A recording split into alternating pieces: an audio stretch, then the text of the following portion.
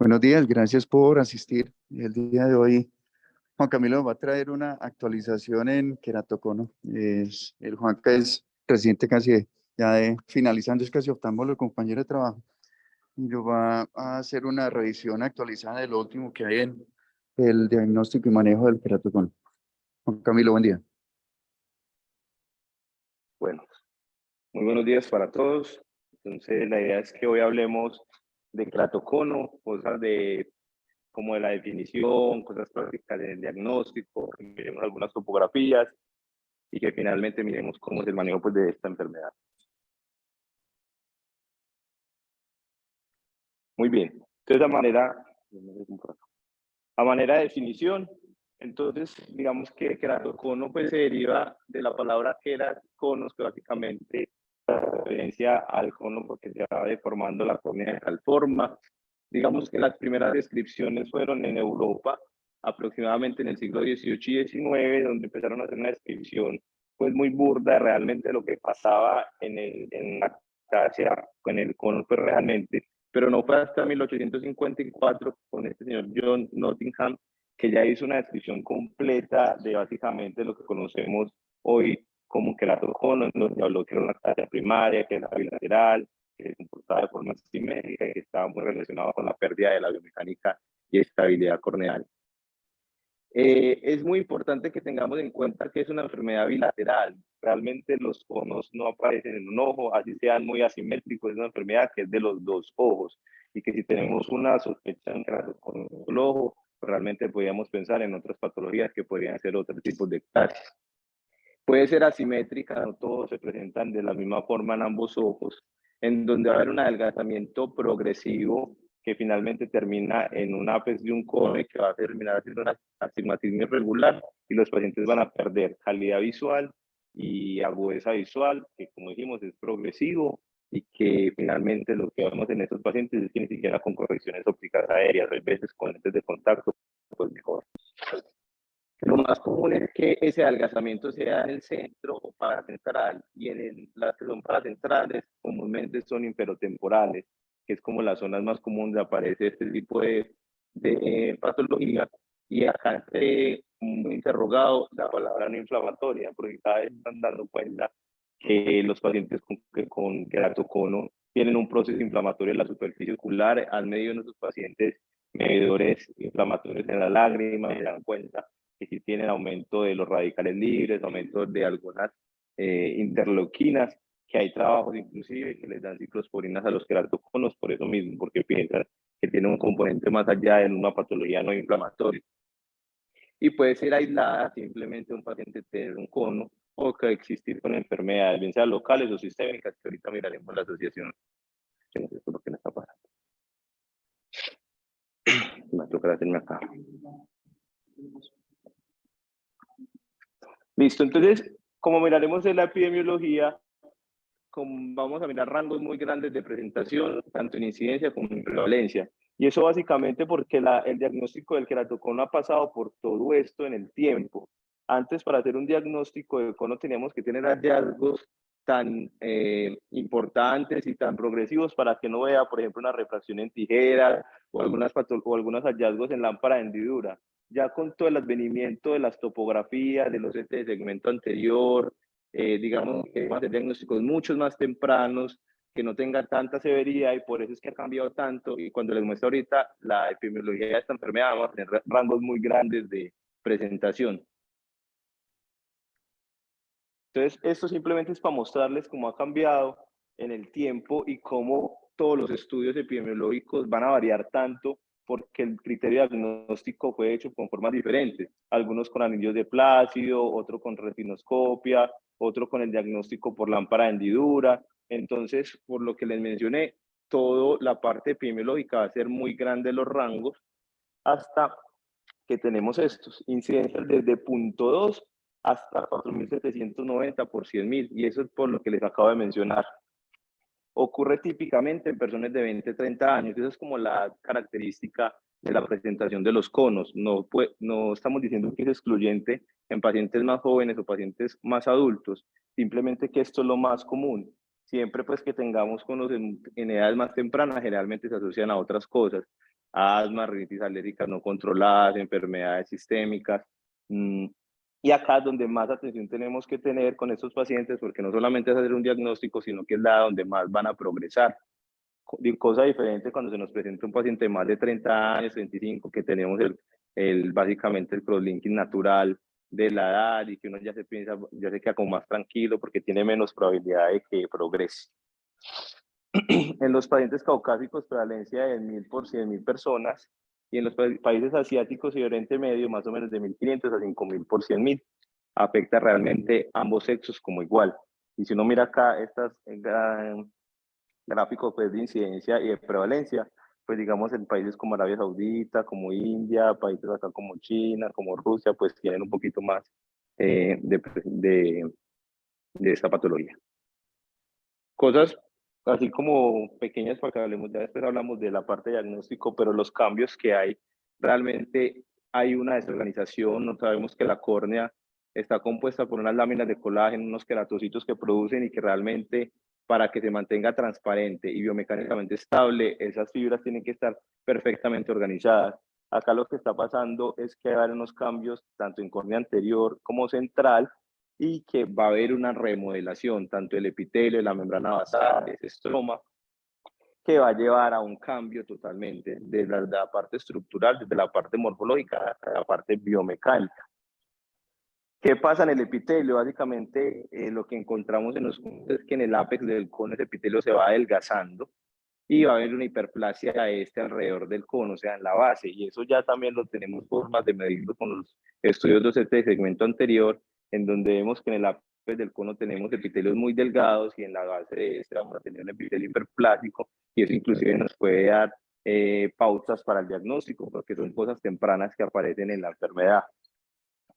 Va a haber una disminución de la inervación de la córnea y esto va muy relacionado con la gravedad de la enfermedad, y digamos que en la parte inicial va a haber rupturas de la lámina limitante anterior.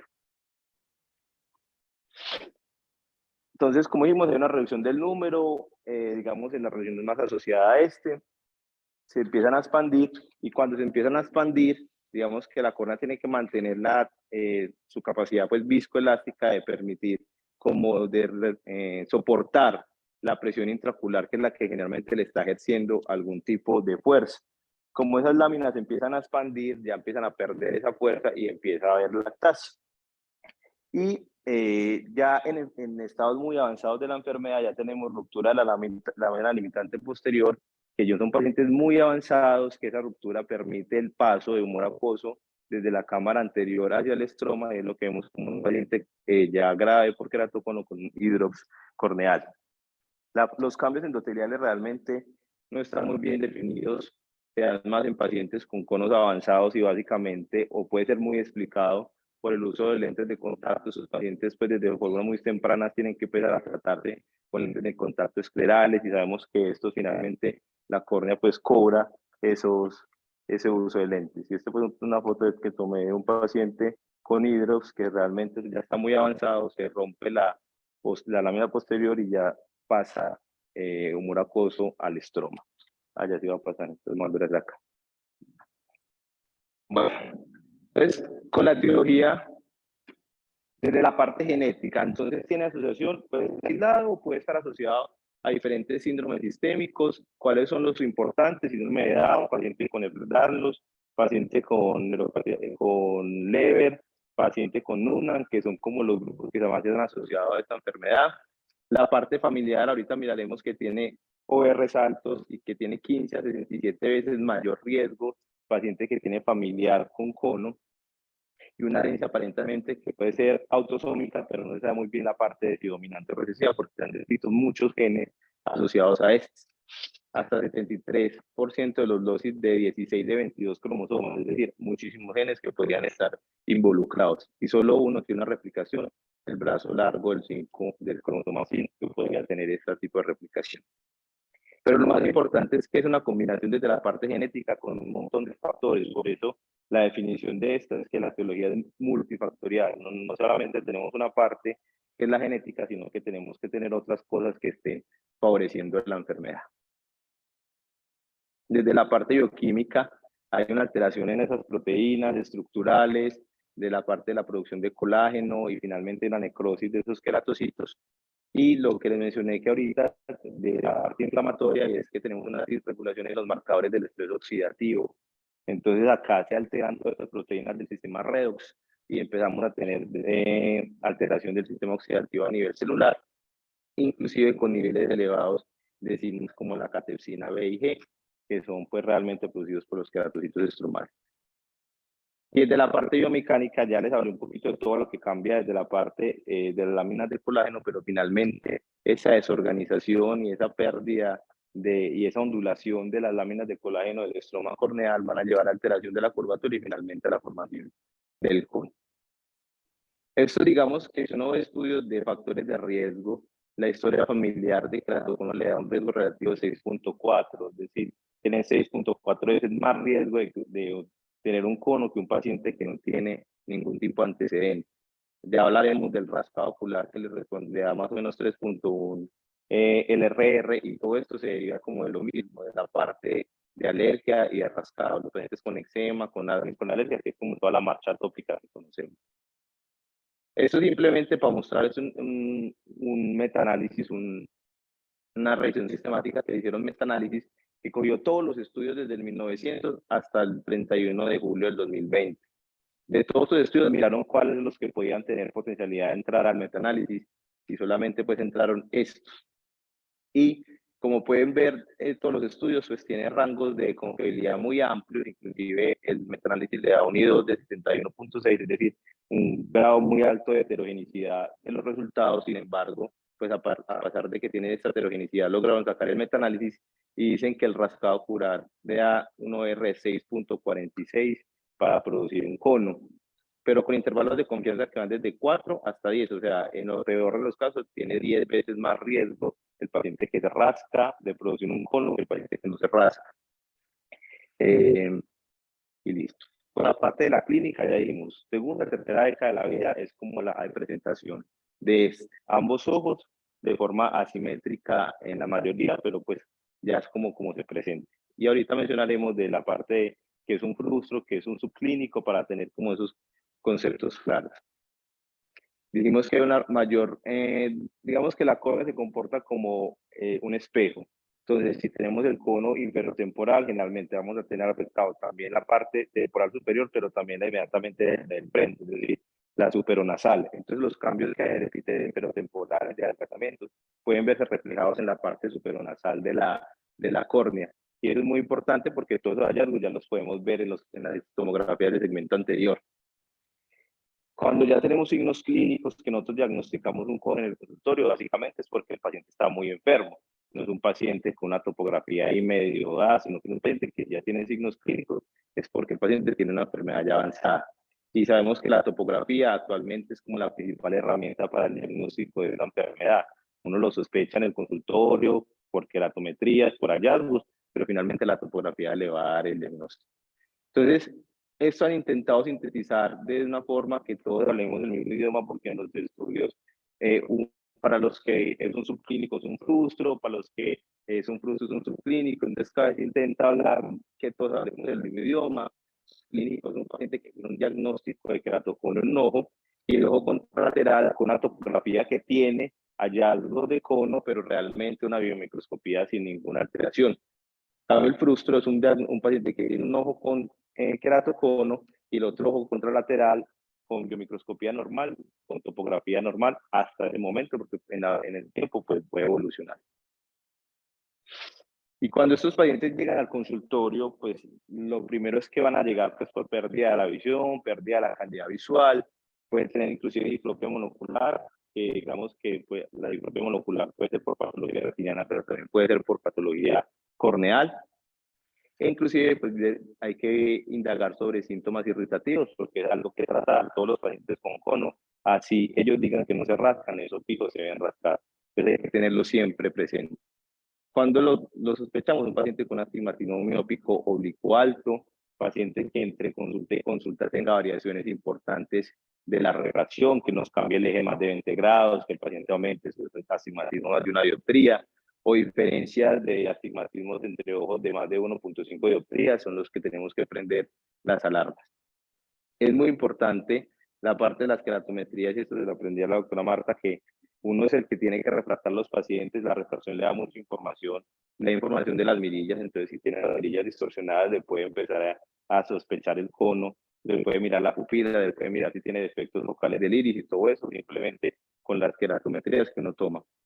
Si tiene queratometrías medias de 47 o queratometrías máximas más de 49, pues mucho más tiene que prender las alarmas. Y si ya el paciente no logra una agudeza visual con lentes aéreos menor del 20/20, ese es otro paciente que debería, pues después de descartarle todo lo otro, que no tenga una alteración, pues a nivel de retina o otra alteración, pues pensar que tenga un cono.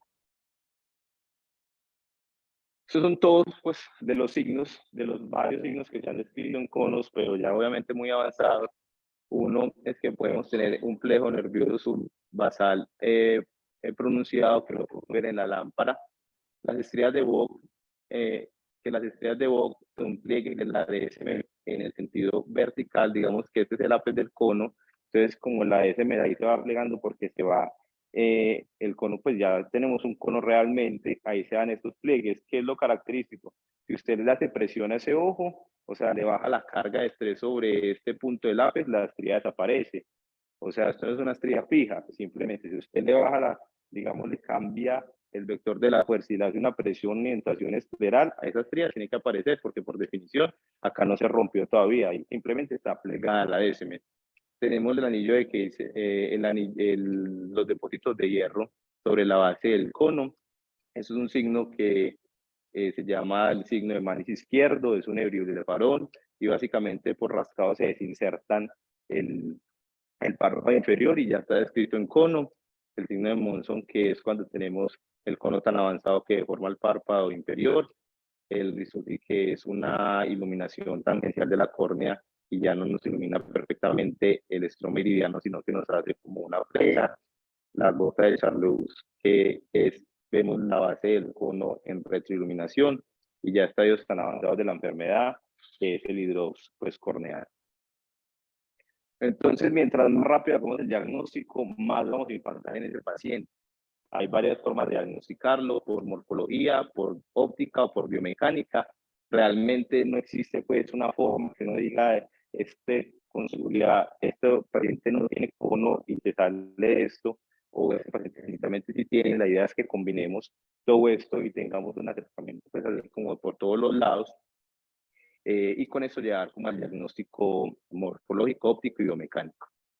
Entonces, lo primero es que ya tenemos los perfiles de espesores que les mencioné, ya los CT nos saca el epitelio y nos permite ver exactamente cómo está ese epitelio.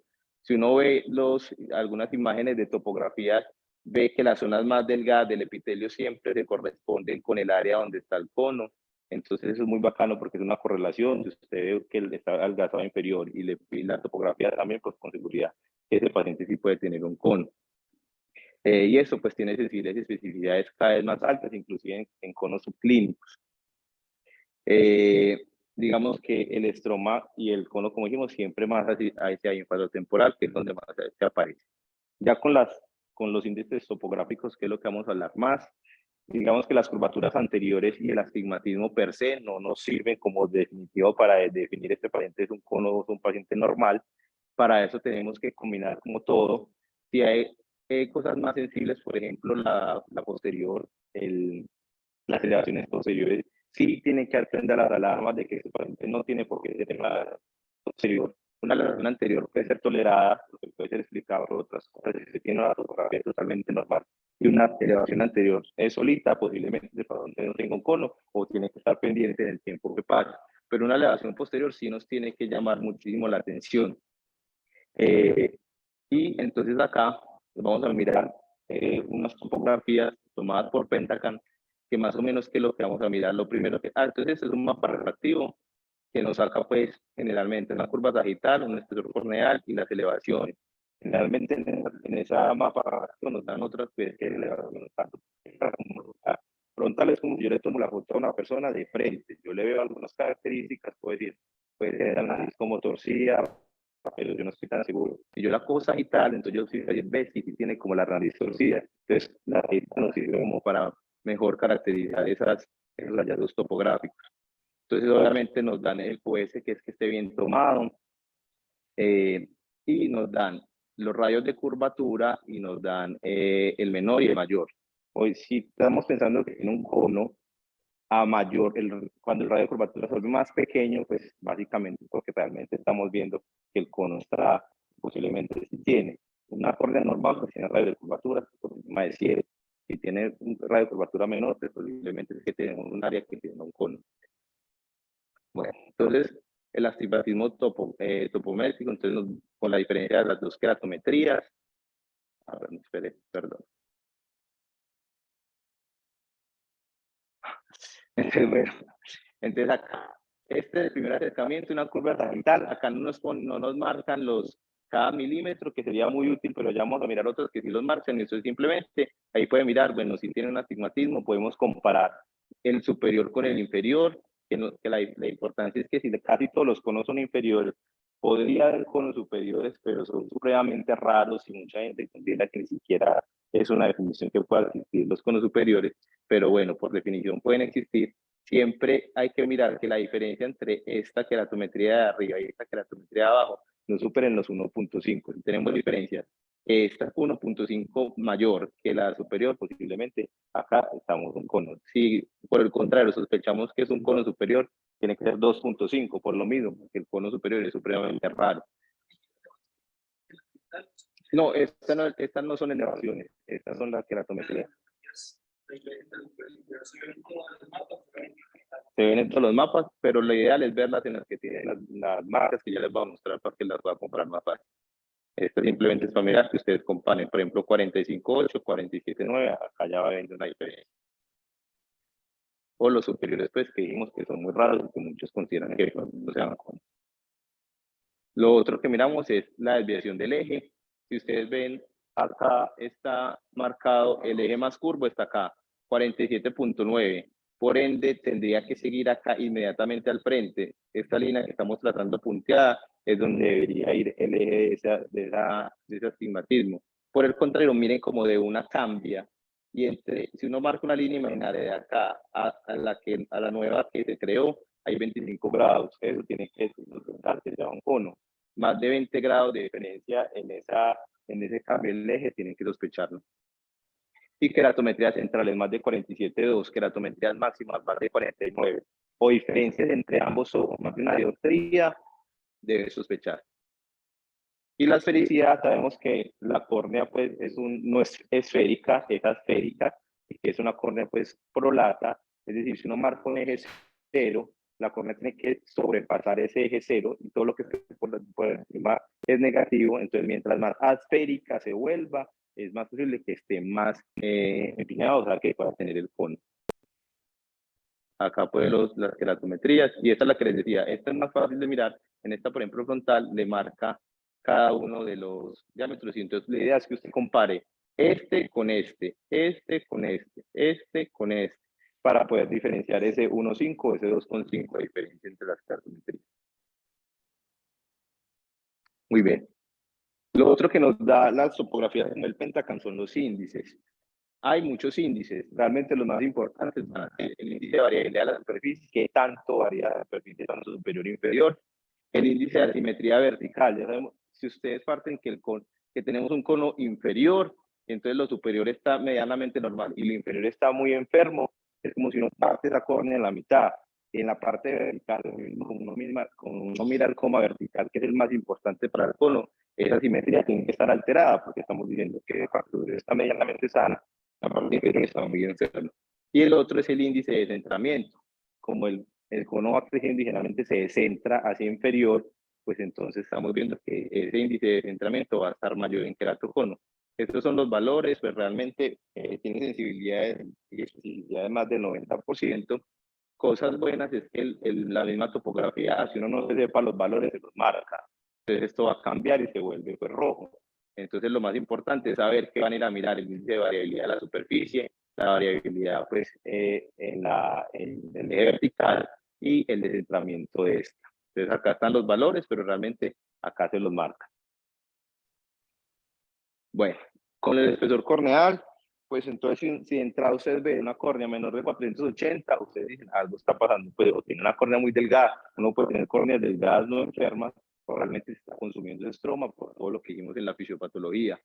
Entonces acá es importante que le marquen una crucecita, es el centro que está tapado, por ejemplo, por este 5. La posición más delgada se la marca con un circulito, entonces por acá está.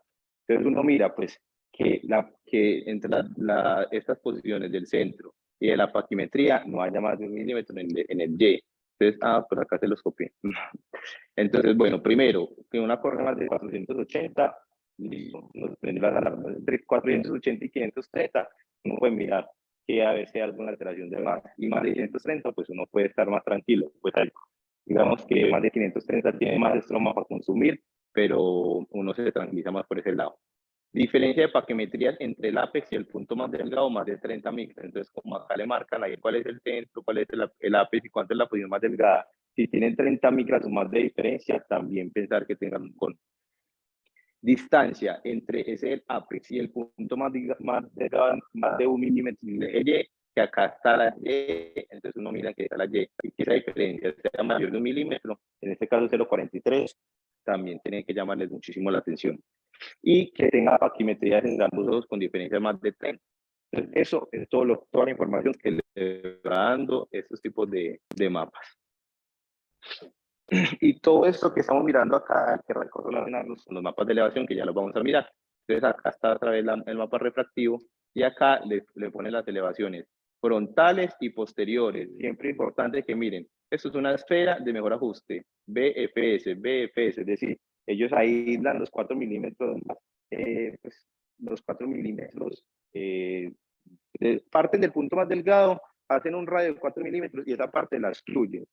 Ahí ya tienen una esfera de mejor ajuste. Ahorita vamos a mirar que otros médicos, por ejemplo, Ambrosio, por una esfera de mejor ajuste ajustada, que ya vamos a hablar de ella, pero siempre tengan en cuenta que esa esfera de mejor ajuste tiene que ser por float, que esté acá marcado por float y que tenga un diámetro por lo menos de 8, pues acá pues es de 9. Entonces con estas elevaciones, acá está la frontal y la posterior. La más sensible, lo que un cono, pues, si tiene la posterior, tiene que prender la alarma. Si tiene la anterior, hay que mirar todo lo otro, pone decir, bueno, pues es una elevación anterior sin realmente un cono.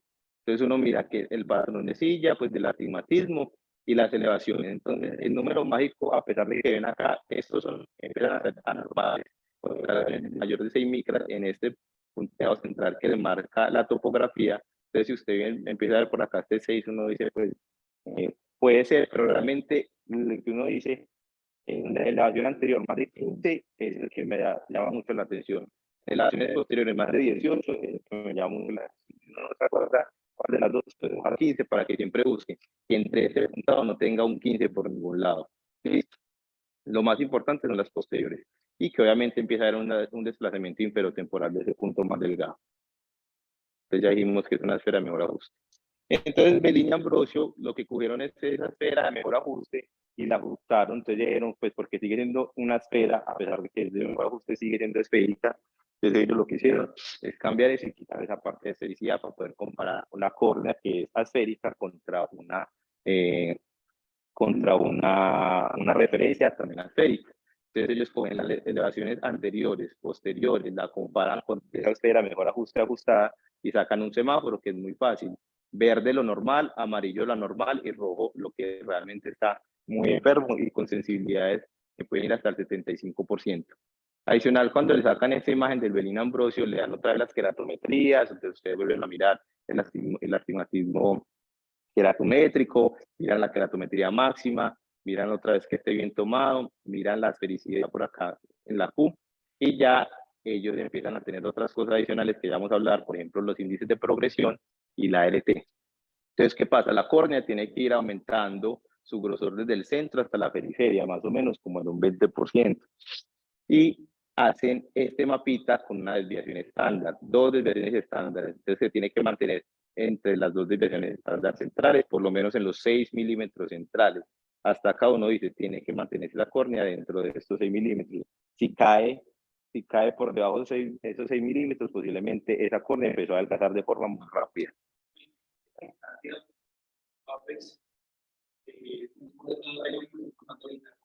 Sí, sí, la puede poner de acá.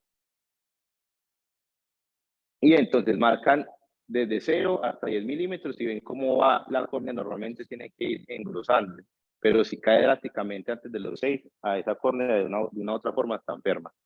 Y nos dan este por acá, que es un índice de progresión que tiene que ser mínimo de 0.6 y tiene que ser mínimo de 0.6 y máximo de 1.2. Y adicional aparece este término acá, que es el ART, que el ART es la relación de Ambrosio con el punto más delgado. Simplemente es coger estos índices de progresión de la córnea y adicional coger el punto más delgado. Y esto sacan una relación. Esta relación de Ambrosio tiene que ir más o menos desde 412. Por debajo de 400 uno dice que le llama mucho la atención, y por debajo de 340 pues muchísimo más. A esto le dieron mucho valor en el diagnóstico del cono. Realmente cada vez tiene que sumarse a más cosas, no simplemente un ART alterado, pues ya uno dice que eso es un cono. Y por acá, más pequeñito, sale un árbol de decisión. Este árbol de decisión simplemente coge la elevación F de frontal, o sea, la elevación anterior, la de atrás, que es la de posterior, coge la paquimetría y coge el punto más delgado y le saca como un árbol de decisión. Mayor de digamos que mayor de 1.6 está alterado, pero más de 2.6 realmente está bastante alterado. Lo otro que trae los estudios de topografía acá son las partes de las aberraciones. Digamos que un sistema óptico perfecto no es aberrado, tiene 0 aberraciones. Un sistema óptico perfecto tiene 0 aberraciones, pero nosotros no tenemos una córnea perfecta, tenemos una córnea aberrada desde la parte esférica. Entonces, mientras más aberraciones tenga, más va a tener ese número, y las aberraciones son infinitas. Las aberraciones se suman y cada vez son infinitas. Entonces, lo que hace la córnea posterior del cristalino es compensar esa cara anterior, que son las que más tienen aberraciones. Definitivamente la parte vertical de las aberraciones, específicamente el coma, es el que más nos interesa por lo mismo, porque está comparando una córnea inferior contra una córnea superior que está posiblemente más sana, y esa diferencia entre esas dos comparaciones es la que nos da pues el coma vertical. Y acá en el polinomio que ahorita vamos a mirar, este es el polinomio de Zernike, que nos dice las aberraciones desde las bajas orden hasta los mayores orden. Las del centro son las más importantes porque son las que se relacionan con calidad visual, visión de anos, deslumbramientos, y esas son las que más nos van a interesar en el diagnóstico del cono. Coma vertical, trifoide, la esfericidad, o los RMS, que los RMS son las raíces cuadráticas medias, es decir, la suma de todas esas aberraciones que nos va a dar un valor. Entonces, los diferentes estudios han intentado sintetizar como para que nosotros podamos medidas con mayores sensibilidades y especificidades. Yo simplemente acá se las traigo, les señalo dónde van a buscar en el polinomio. El tercer orden es este, la que está en E3, el coma vertical, el coma horizontal, acá vemos el trifoide, que es este, y la esfericidad. Básicamente, estos son los que más vamos a mirar en el cono. Pues obviamente el cono tiene las de bajo orden alteradas, porque es el de focus, que es el astigmatismo. Y si ustedes miran coma vertical, 0.5, trifoide, 0.4, cuatrifoide, 0.3. Entonces, si ustedes tienen en la mente por lo menos 0.5, sepan que el 0.5 está alterado para las aberraciones, pues con eso uno ya simplemente va a mirar que no tenga ninguna pues por encima de este valor. Y acá le ponen el RMS, que es la raíz cuadrática de todas las aberraciones de bajo orden, que va a estar alterado en el cono, que tiene astigmatismos altos y miopías altos, o y las de alto orden, que es la que nos habla de calidad visual. Entonces, el paciente con qué calidad visual ve. Y uno puede poner esto en el polinomio, inclusive ustedes lo pueden poner en lista, llega y le saca una lista y ustedes ven simplemente la lista con las aberraciones.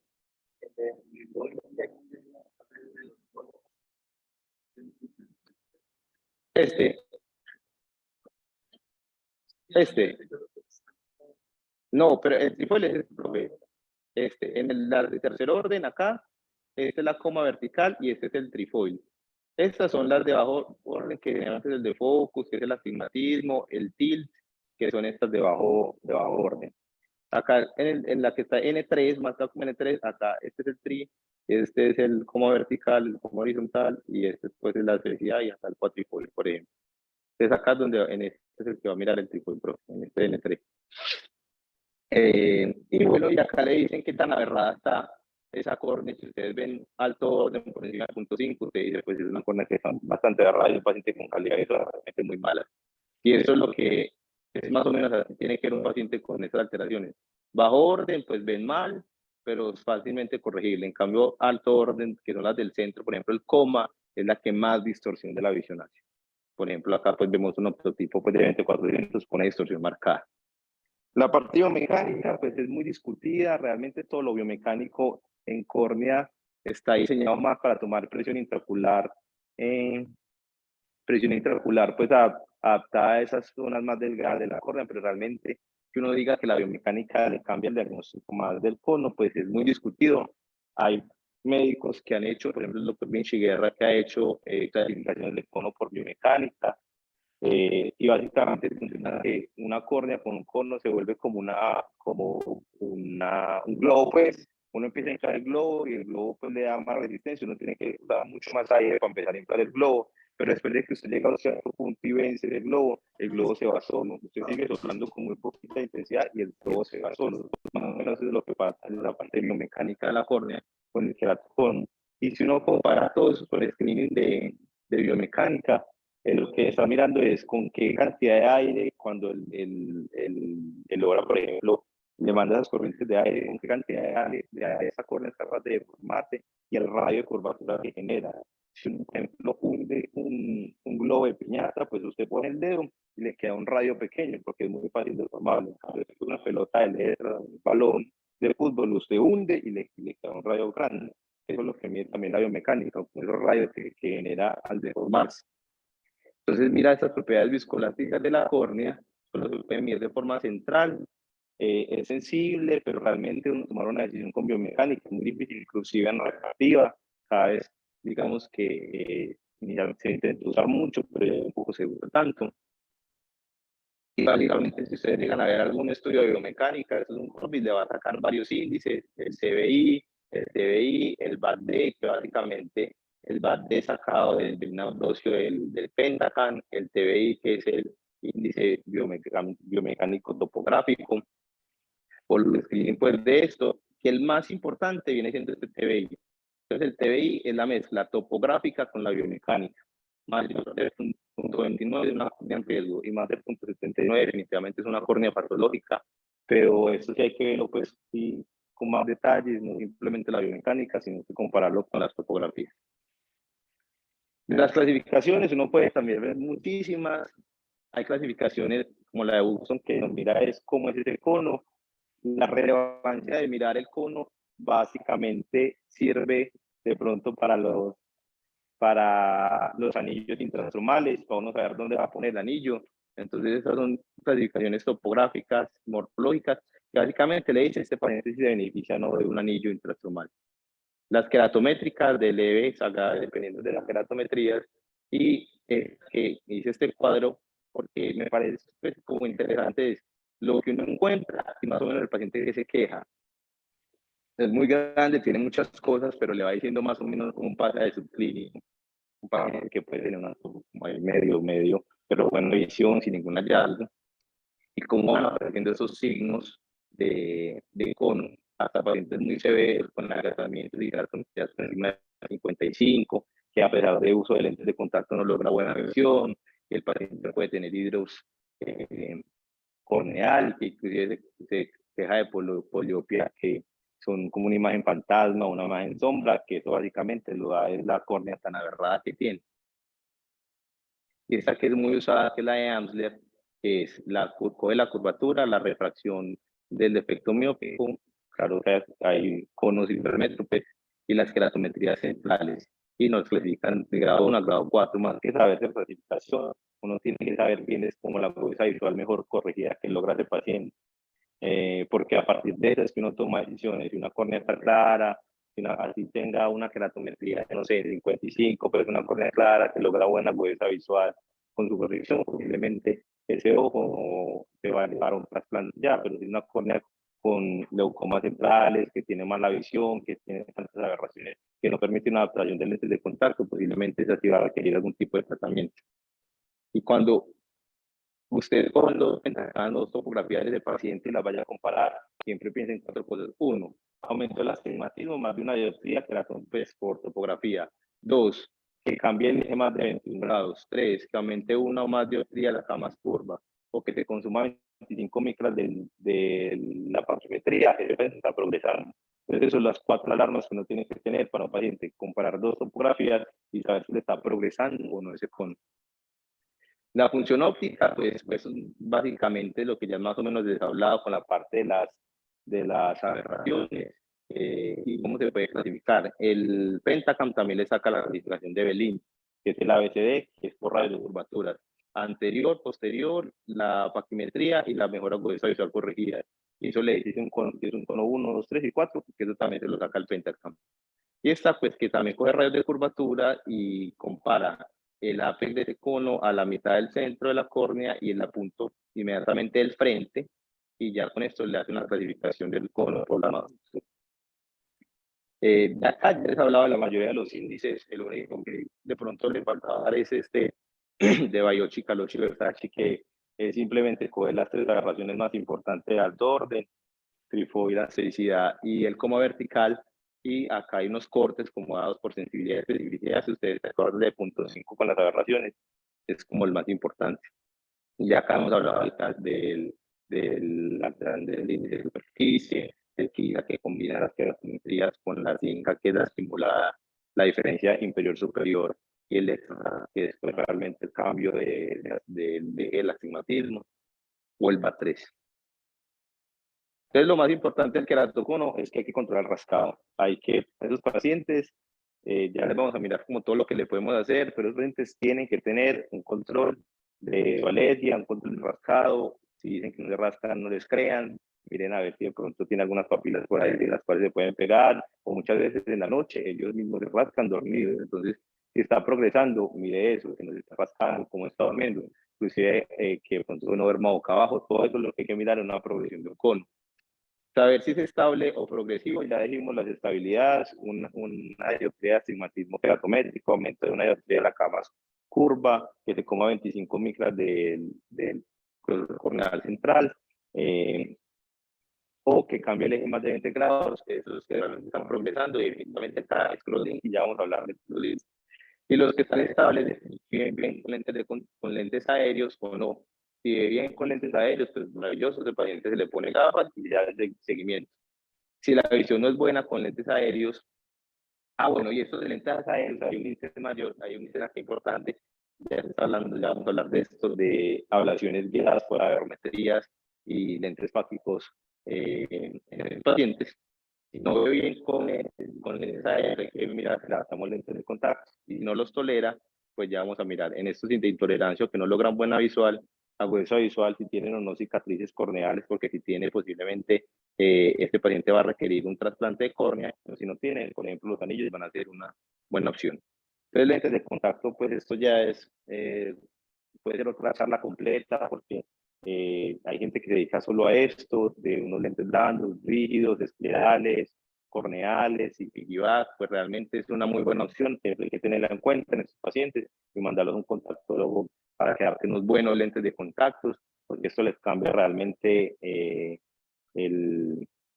la vida para estos pacientes, porque les mejora mucho la calidad visual, adicional les disminuye aberraciones el uso de estos lentes de contacto. Por el crosslinking, que vimos que son para pacientes que progresan, básicamente el crosslinking, 1, endurece el colágeno de esa córnea debilitado. 2, desacelera, o sea, es decir, frena la progresión de ese adelgazamiento y me da estabilidad. Entonces, lo más importante del crosslinking, uno busca con estabilidad de esa córnea y mejora toda la biomecánica hasta en un 372%, o sea que es una muy buena opción en esos pacientes que progresan. Hay muchos protocolos, on versus off, es decir, quitar el epitelio o dejar el epitelio. Y lo otro es que después de que decidamos si lo quitamos o no lo quitamos, le ponemos un fotosensibilizador. Acá pues realmente se usa riboflavina. También hay descritos otros pues, fotosensibilizadores. Y después de que hacemos esa fotosensibilización, empezamos a hacer una estimulación con una luz para hacer una formación de enlaces covalentes, es decir, que esos estroma corneal empieza a hacer enlaces, realmente la parte más estable de la biomecánica corneal es la parte anterior, la parte posterior es menos estable de la parte biomecánica. Entonces por ende queremos llevar y queremos formar bastantes enlaces covalentes entre esos láminas de colágeno para que logremos esa estabilidad. La contraindicación acá es muy relativa de 400 micras. Realmente si tiene menos de 400 micros, usted puede decidir si dejar el epitelio o no, o puede poner lentículos estromales de otro paciente para que no haga daño, porque digamos que esta 400 micros está diseñado es para que no penetre hasta el endotelio y para que esa luz no dañe el endotelio. Y en pediatría, pues realmente cada vez se habla más. Este es un estudio de la doctora Hernández, que es una revisión después de varios artículos de Crolinkin en pediatría. Definitivamente ya dicen que desde que hace un diagnóstico de cono, realmente en pediatría los pacientes se benefician de un Crolinkin pranis, básicamente porque es muy difícil una educación adecuada en un niño y hacer un buen control de un rascado, de otras cosas, es muy difícil.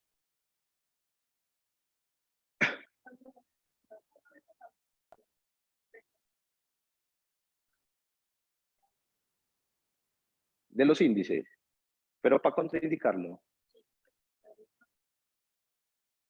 pues, por ejemplo, si es una córnea de más de 55 de keratometría, si tiene esas muy límites, y por ejemplo es una córnea que ya tiene cicatrización o algo, pues uno dice, bueno, no es tan buena opción. Pero hay otra cosa, uno hace el cross-linking pensando también en el órgano receptor, porque estos pacientes que recibieron cross-linking muchas veces los trasplantan, digamos, sin recibir el cross-linking, los trasplantan y empiezan a migrar ese estroma y esos queratocitos del paciente hacia el boto y empiezan otra vez a generar ese estroma corneal. Entonces, no simplemente le sirve para esta córnea, sino que también pensando en una posible trasplante. Pero más allá de las micras, como una contraindicación adicional, es muy relativo, es como mirar todo el paciente.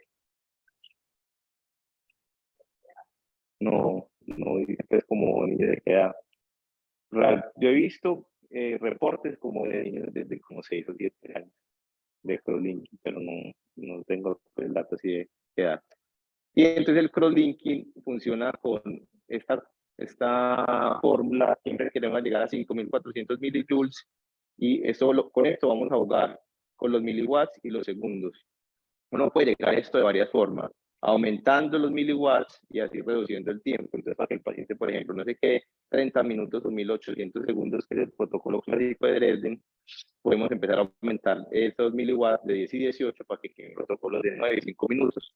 ¿Qué pasa con estos protocolos? Que son protocolos acelerados, que normalmente se estimula la vía tipo 2, que es la vía que depende de oxígeno, pero cuando empezamos a hacer esas aceleraciones en tiempo, empezamos a perder oxígeno, hacemos una vía tipo 1 que no tiene tanto oxígeno y que realmente no es tan efectivo, y vamos a tener mucho más necrosis de los queratocitos. Y el epión, dejar el epitelio, menos dolor, menos complicaciones, más rápida recuperación, pero tiene menos efecto el cross-linking. El epiof, pues más dolor, recuperación mucho más lenta, con un poco más de complicaciones de riesgo de infección y sobre todo riesgo de Hayes. Por eso mucha gente que tiene un paciente, a pesar de que tenga un cono importante, pero con buena agudeza visual, prefiere hacer un epión para evitar este riesgo de Hayes, porque es una cosa pues, que ya de por sí está enferma. Mejor efecto del crosslinking y tiene inclusive mejor corrección de aberraciones de alto.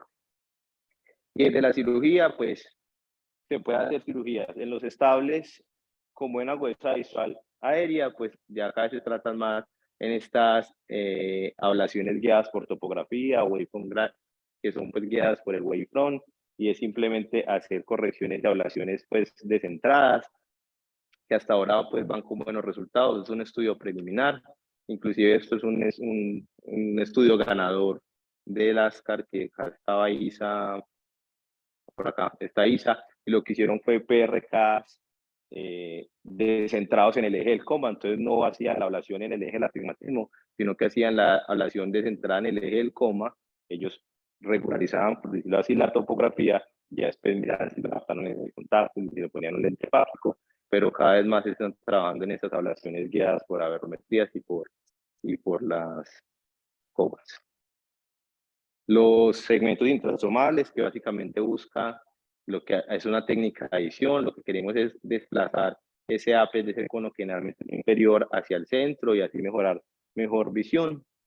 Va a depender obviamente de la profundidad donde uno ponga el segmento, el tipo de segmento y qué diámetro tenga. Mientras más superficial, más corrige. Mientras más diámetro, más va a corregir la esfera. A menor diámetro va a corregir más el astigmatismo. va a reducir aberraciones de alto orden y lo más cosas importantes es que le permite adaptar un buen lente de contacto. Si usted tiene un paciente con una visión peor de 20/80 o 20, o bueno, hasta 20/100, digamos que esos pacientes ya no se benefician tanto de un anillo, más o menos hasta 20/80, 20/80, 20/100 se benefician de esto. Si no, pues hay otras opciones. Y los lentes fáquicos, pues pueden ser de cámara anterior o de cámara posterior, se hacen después de tener una estabilidad, muchas veces después de la rehabilitación. Este es un paciente recién DALC y tiene un lente fáquico de cámara anterior, corregir ametropías, y eso es lo más importante. Si usted pone un lente fáquico es porque la corrección óptica de pacientes es con lentes aéreos. Es decir, que logró el 20/20, 20/25, 20/30 con lentes aéreos. Si ese 20/25, 20/30 lo logra con lentes de contacto, ese no es un paciente con lente fáquico. El lente fáquico le da la corrección de un lente aéreo, no un lente de contacto. Y ya los trasplantes, pues, que sería pues otra charla. Hay, digamos que en el queratocono se usa mucho más el DAL porque realmente tienen el endotelio pues, sano en la mayoría de los pacientes, pero pacientes obviamente que ya tengan estromas muy enfermos profundos o disfunción endoteliar, pues se van para la penetrancia. Se está trabajando en trasplante de limitante y implantación de stem cells en el estroma. Todo eso pues va en estudio. Y simplemente para concluir, una enfermedad ocular bilateral, asimétrica, generalmente aparece en la segunda y tercera década de la vida, que es donde más, pues no solamente aparece, sino que es la edad donde progresa, y típicamente pues es a la que tenemos que tener más cuidado.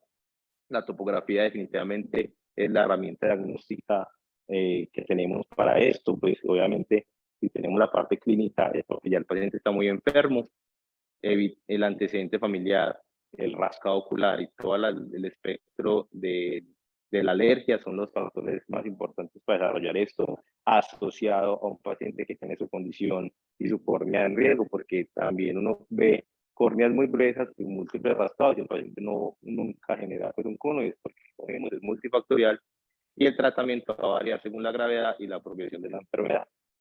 Y listo, perfecto.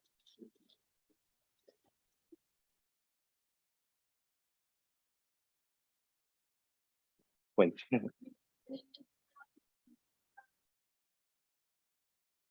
No coinciden. Por el, si usted empieza a ver que el ápex y el punto más delgado se le empiezan a desplazar, ahí tendría que coincidir.